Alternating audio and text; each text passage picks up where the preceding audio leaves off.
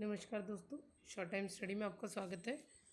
आज का हमारा टॉपिक है कॉम्प्लेक्स नंबर और क्वाड्रेटिक इक्वेशन।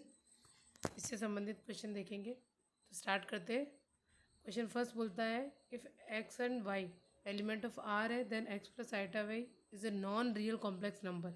इफ़, अब नॉन रियल यानी क्या है? ये वास्तविक नहीं है। वास्तविक नहीं है यानी काल्पनिक है, और काल्पनिक के लिए क्या होगा कि ये जो आइटा के साथ में ये वाई है ये नॉट इक्वल टू ज़ीरो, तभी कंडीशन ये फॉलो हो पाएगी। तो क्या हो जाएगा अपना ऑप्शन डी ऑप्शन हो जाएगा। फिर सेकंड है आइटा की पावर -101 इक्वल टू, तो आइटा में कोई भी पावर देवे तो उससे 4 का डिवाइड करके उसमें कर दे, क्योंकि 4 का डिवाइड करने पे तो जितना बचेगा 4 की फॉर्म में ऐसे लिख दे, इस तरीके से लिख दे कि ये जो फॉर्मूला दिख रहा है आइटा की पावर 4 का whole power n equal to 1 होता है। कि 4 का अगर मल्टीपल है कोई पावर तो 4 का मल्टीपल है तो उसकी वैल्यू क्या हो जाएगी 1। और आइटा स्क्वायर -1 होता है, आइटा क्यूब माइनस आइटा होता है, और आइटा की पावर 4 1 होता है। तो जब भी पावर में दे रखा होगा तो हम 4 का डिवाइड करके उसको सिंपल करने की कोशिश करेंगे, और इस तरीके से सॉल्व करेंगे तो सेकंड का ए आंसर हो जाएगा। अब थर्ड देखो, 1/1 माइनस आइटा का होल स्क्वायर -1/1 प्लस आइटा का होल स्क्वायर इक्वल टू, तो इसमें एलसीएम वगैरह लेके सिंपली सॉल्व करेंगे तो इसमें हमारा बी आंसर हो जाएगा। फोर्थ क्वेश्चन है, अब मल्टीप्लिकेशन करके इसको सिंपली सॉल्व करेंगे तो इसका हमारा आंसर सी आंसर हो जाएगा। फिर हमारा फिफ्थ क्वेश्चन है if 2 + 3 iota sine theta upon 1 - 3 iota sine theta is a real number, और थीटा की वैल्यू क्या है 0 से 2 पाई के बीच में, तो देन थीटा इक्वल टू क्या होगा? तो हम इसमें क्या करेंगे, रैशनलाइजेशन या परिमेयकरण कर देंगे। नीचे 1 - 3 आइटा साइन थीटा है तो ऊपर नीचे 1 + 3 आइटा साइन थीटा से मल्टीप्लिकेशन करा देंगे और सॉल्व करेंगे।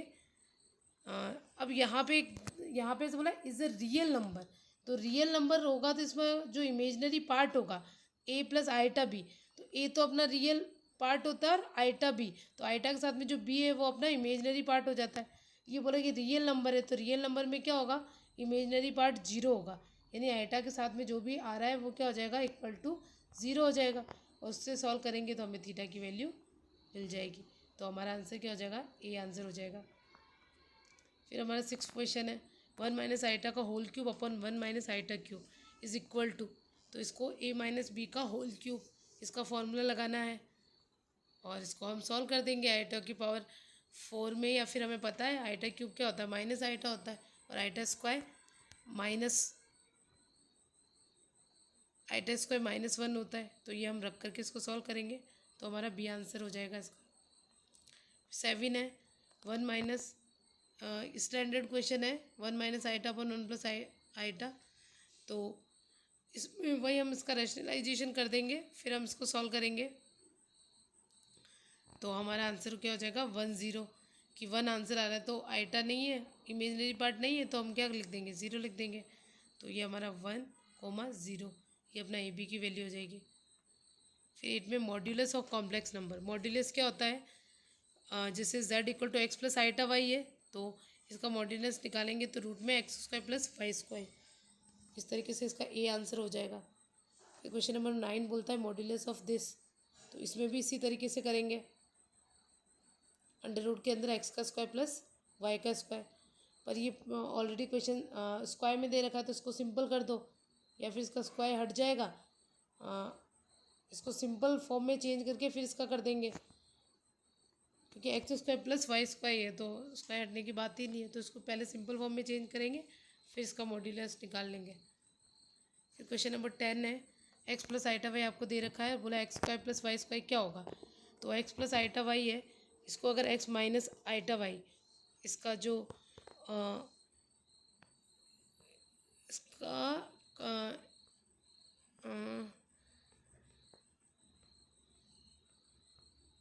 ए प्लस आइटा बी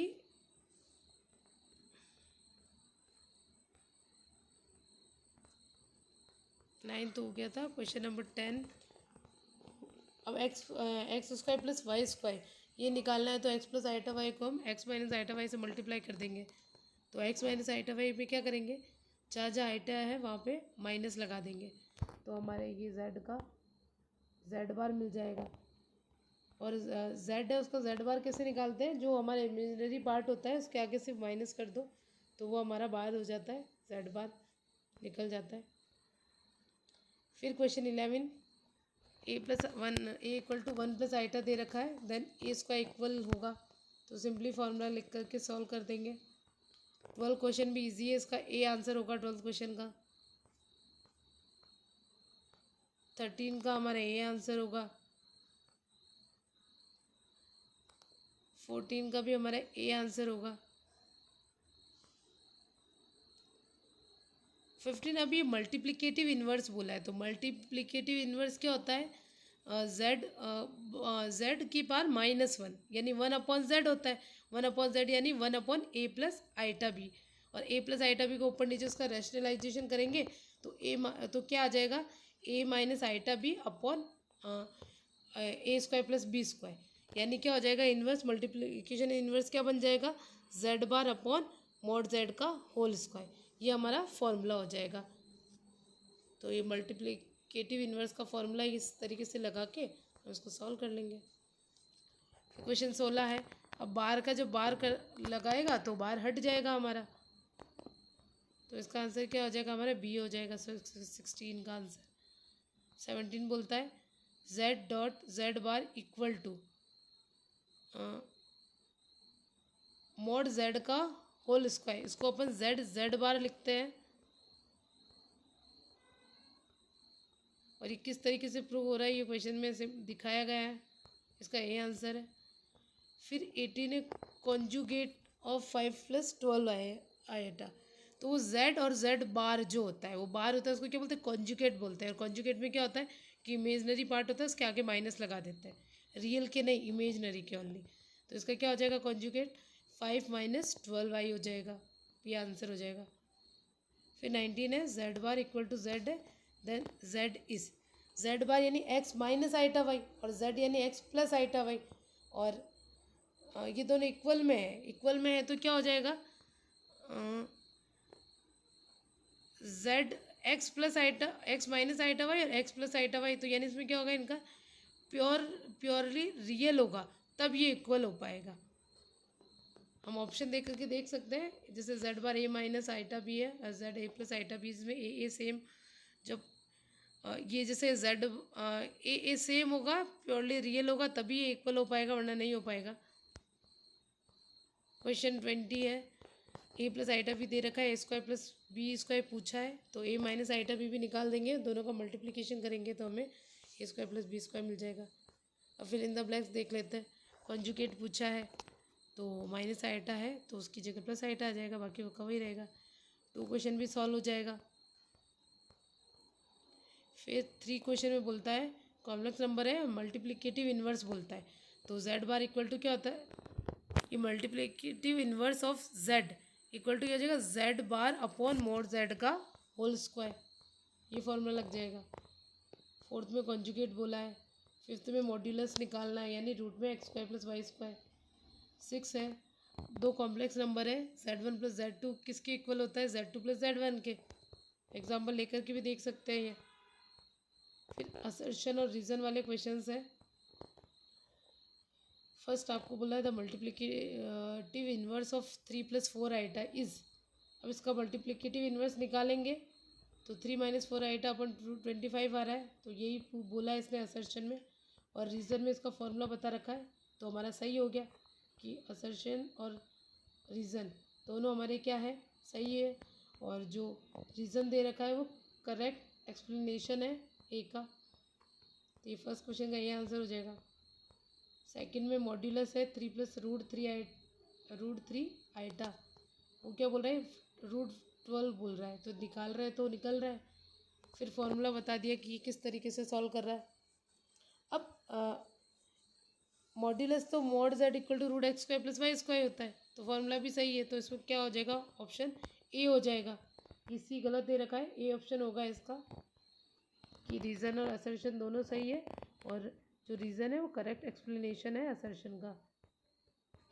फिर 3 क्वेश्चन है, इसमें भी जेड दे रखा है, उसका जेड बार निकाला है, तो इसको सॉल्व करेंगे, जेड बार हमारा यही आ रहा है और इसका फॉर्मूला भी इसने बता रखा है कि रीज़न क्या दे रखा है कि Z equal to X plus iota Y होगा, तो conjugate Z bar equal to X minus iota Y होगा, जो कि सही बात है।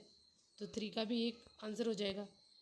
फोर्थ में अब मॉड्यूलस बोला है, तो 2 + 3 आइटा का होल स्क्वायर का मॉड्यूलस निकालना है। तो पहले इसको सिंपल फॉर्म में चेंज किया, फिर √x² + y² से निकाला तो 13 आ रहा है। तो ये हमारा असर्शन राइट हो गया। अब रीज़न क्या बोल रहा है कि कॉन्जुगेट का ये, अब मॉड्यूलस निकाल रहा है, ये कॉन्जुगेट दे रखा था, अपने को कॉन्जुगेट से तो कोई मतलब ही नहीं है, तो असर्शन तो राइट है, असर्शन राइट है और रीज़न भी राइट है, लेकिन जो रीज़न है वो करेक्ट एक्सप्लेनेशन ऑफ असर्शन नहीं है, तो हमारे बी ऑप्शन हो जाएगा। ये जो 4 ऑप्शन थे कि दोनों राइट होते हैं, करेक्ट एक्सप्लेनेशन है तो ए बोलेंगे, इंडिविजुअली ट्रू है बट नॉट करेक्ट एक्सप्लेनेशन नहीं है तो बी ऑप्शन बोलेंगे।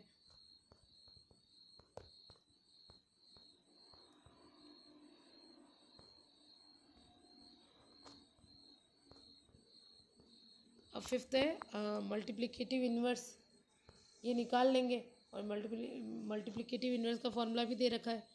तो इन्वर्स निकालना है तो क्या है, √3 - 5 आइटा अपॉन 28 आ रहा है, जबकि असर्शन में कुछ अलग दे रखा है, तो असर्शन सही नहीं है और अपना रीज़न क्या है वो ट्रू है। तो क्या आंसर हो जाएगा, रीज़न ट्रू है बट असर्शन फॉल्स है, तो डी ऑप्शन डी हो जाएगा।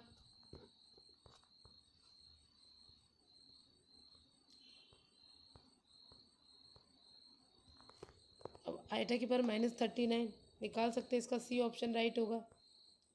अब वैल्यू पूछिए कि क्या होगा, तो रैशनलाइजेशन करके इसको सॉल्व करके निकाल लेंगे, तो 2 आइटा डी वाला ऑप्शन इसका सही हो जाएगा।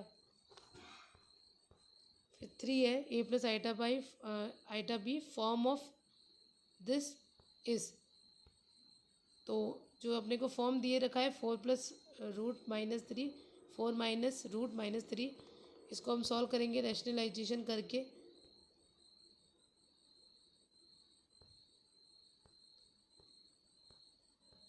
तो ये हमारा आंसर आ जाएगा।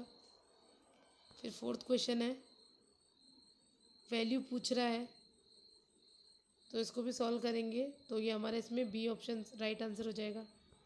फिफ्थ है, फिफ्थ का ए ऑप्शन राइट हो जाएगा। फिर ये जो क्वेश्चन दे रखा है इज़ इक्वल टू, तो अब 4 का 4 की होल 4 करके अपन बोलते हैं कि अगर पावर 4 की मल्टीपल में होती है तो इसकी वैल्यू 1 हो जाती है, तो यहाँ माइनस आइटा 4x है, तो आइटा की पावर 4 करेंगे तो वैल्यू क्या हो जाएगी, 1 हो जाएगी, और -1 भी है साथ में तो वो भी 1 हो जाएगा, और फिर माइनस आइटा का होल क्यूब बचेगा। इस तरीके से हमारा आइटा आंसर हो जाएगा। सेकंड का सी ऑप्शन सही है, राइट आंसर। थर्ड, अब रूट के अंदर अगर -1 होता है वो आइटा होता है, तो जहाँ पर भी रूट में माइनस आ रहा है उसकी जगह हम आइटा लिख देंगे और बाकी नंबर्स रूट में रहने देंगे, तो इस थर्ड में सी ऑप्शन राइट आंसर है। फोर्थ में अभी Z1 और Z2 दे रखा है, दोनों इक्वल है, तो रियल पार्ट और इमेजनरी पार्ट का कंपेयर कर लेंगे, उससे हमें x y की वैल्यू मिल जाएगी। इसमें हमारा बी करेक्ट आंसर है। फिर फिफ्थ क्वेश्चन में बोलता है the value of the product of complex number 3 + 4 iota and its conjugate is equal to, तो कॉन्जुगेट क्या हो जाएगा, 3 - 4 आई हो जाएगा। फिर इन दोनों का प्रोडक्ट बोल रहा है तो दोनों को मल्टीप्लाई करेंगे तो हमारा 25 आंसर आ जाएगा, तो फिफ्थ का ए आंसर हो जाएगा। सिक्स में बोलता है the sum of 2 complex number this and this is, तो सम करेंगे और इसको निकाल लेंगे, इससे हमारा बी ऑप्शन राइट है। 7 में ए ऑप्शन राइट आंसर है। 8 में मॉड्यूलस ऑफ कॉम्प्लेक्स नंबर, इसमें बी ऑप्शन राइट आंसर है। 9 में ए ऑप्शन राइट है। 10th में दोनों को मल्टीप्लाई करके सॉल्व करेंगे और आइटा के अलावा जो दूसरा वाला पार्ट होगा ए + आइटा बी में, तो ए वाला फॉर्म है वही बताना ओनली। तो हमारा रियल पार्ट कितना हो जाएगा 1। फिर इमेजनरी पार्ट बताना है इज़ इक्वल टू, तो इसको सॉल्व करेंगे तो इमेजनरी कितना आ रहा है पार्ट -7 आ रहा है एटा के साथ में, तो अपना इमेजनरी पार्ट क्या हो जाएगा -7। 12 में इसको सॉल्व करेंगे, हमारा करेक्ट आंसर ए हो जाएगा। 13 में मल्टीप्लिकेटिव इन्वर्स यानी z की पावर -1 ये निकालना है, तो ये हो जाएगा z अपॉन mod z का होल स्क्वायर, इस फॉर्मूले से हो जाएगा। फिर 14 है वैल्यू, अब लेफ़्ट और राइट साइड में, लेफ़्ट साइड में सॉल्व करके वैल्यू कंपेयर करा देंगे तो ए और बी की वैल्यू आ जाएगी। 15 में इनको मल्टीप्लाई करके सॉल्व करेंगे तो ए ऑप्शन राइट आंसर हो जाएगा। धन्यवाद दोस्तों।